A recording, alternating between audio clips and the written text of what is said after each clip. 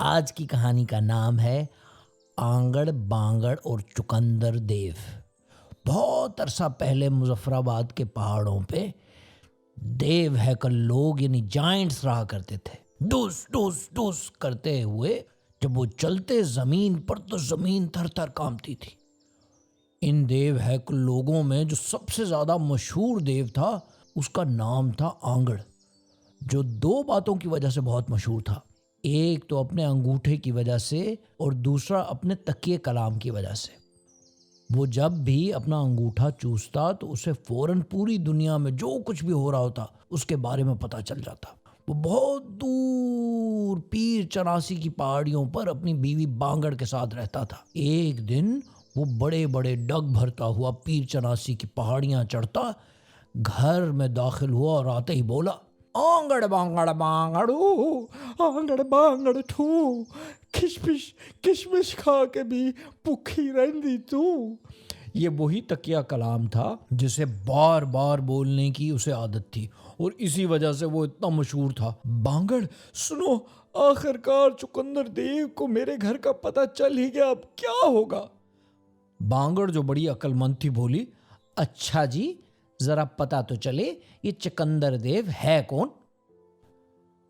आंगड़ ने कहा, वो दुनिया का सबसे बड़ा देव है। वो मेरा पाउडर बना देगा और फिर उसे सफूफे तबाशीर कह के मदीना मार्केट में बेचेगा।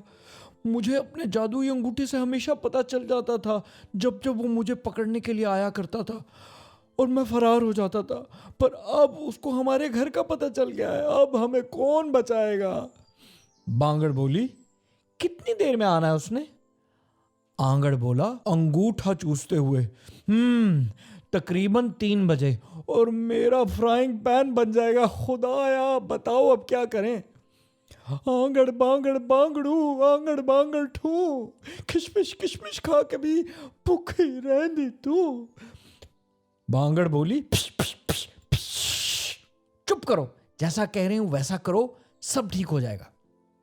उसके फौरन बाद बांगड़ ने 6 केक बनाए। 3 केक आम से केक थे पर बाकी 3 में उसने बड़े बड़े पत्थर डाल दिए। बांगड़ ने आंगड़ को एक बड़े से पंघूड़े में लेटने को कहा, उसके ऊपर कंबल दिया और उसे बच्चों की टोपी पहना दी।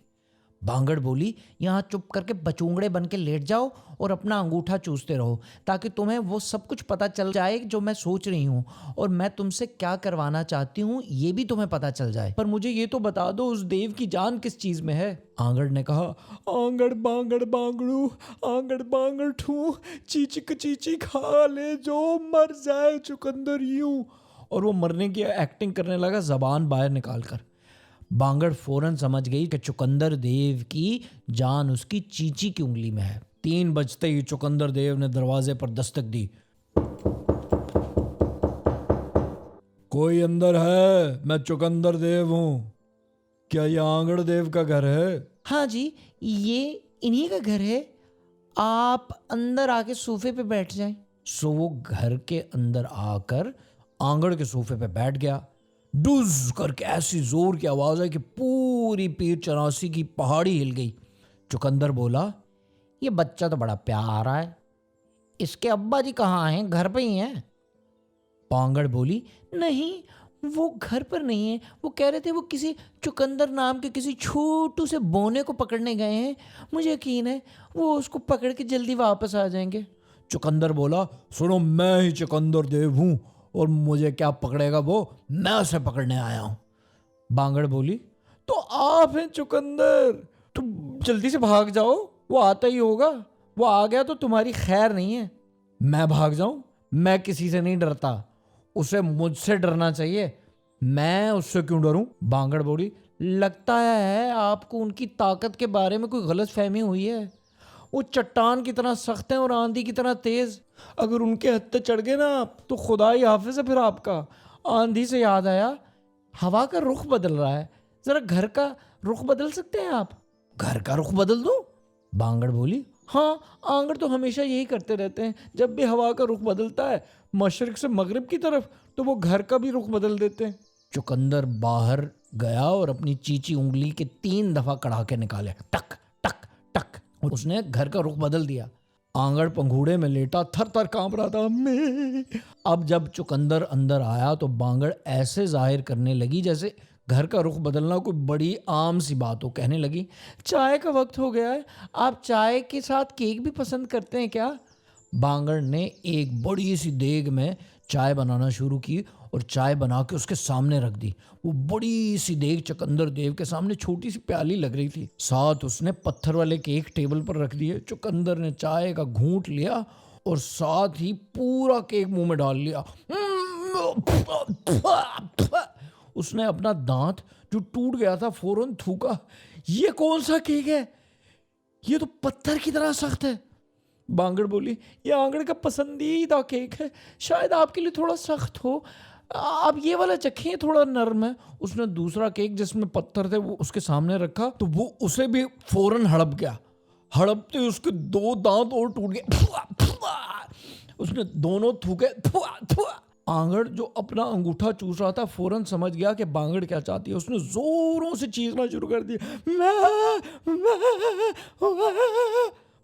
बांगड़ बोली, ओहो, जगा दिया ना आपने मेरे बच्चे को। आंगड़ चीखते हुए बोलने लगा, केक चाहिए, केक चाहिए, केक चाहिए। बांगड़ ने कहा, ले मेरे बच्चे, केक खा ले। चुकंदर ने जब देखा कि बच्चे ने केक का जर्रा जर्रा खा लिया तो वो डर गया। कहने लगा, मेरा ख्याल है मैं चलता हूँ। जब आपके मियाँ आ जाए तो मेरी तरफ से इस डरावने बच्चे की पैदाइश पे उन्हें बहुत सी मुबारक दीजिएगा, भूलिएगा नहीं। बांगड़ बोली, आप इसको डरावना बच्चा कह रहे हैं? ये तो बड़ा प्यारा है, इसको करीब से आके देखें। ये कहते हुए उसने कंबल हटा दिया और बांगड़ लाते मार के रोना शुरू हो गया। बहुत ही बड़े पैर हैं भाई इस मनहूस बच्चे के, चुकंदर ने कहा। बांगड़ बोली, अब तो इसके सारे दांत भी निकल आए, आप चाहें तो इसके मुंह में हाथ डाल के चेक कर सकते हैं। चुकंदर ने सोचा, जल्दी से इसकी बीवी को खुश कर दूं और फौरन निकल जाऊं, ये ना हो इसका शौहर आ जाए और मेरा काम तमाम हो जाए। उसने अपनी चीची उंगली आंगड़ के मुंह में डाली तो आंगड़ ने बिजली की तेजी से उसकी उंगली को काट कर अलहदा कर दिया।